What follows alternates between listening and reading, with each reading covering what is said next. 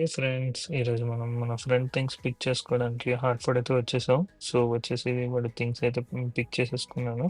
Return వెళ్తూ అలా ఆకలేసిందని చెప్పేసి ఈ గోదావరి రెస్టారెంట్లో అయితే ఆగాము.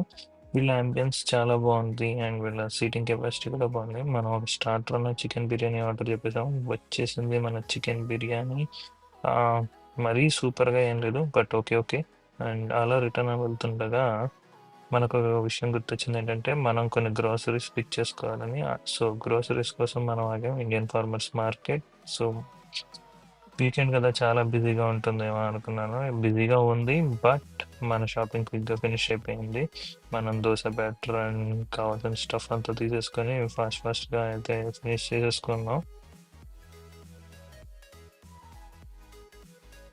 ఆ తర్వాత అక్కడి నుంచి మనం వచ్చేసాం మార్షల్స్కి. మార్షల్స్లో సేల్ ఉందంటే మనం వచ్చేసి షూస్ తీసుకున్నాం. షూస్ అయితే బాగున్నాయి.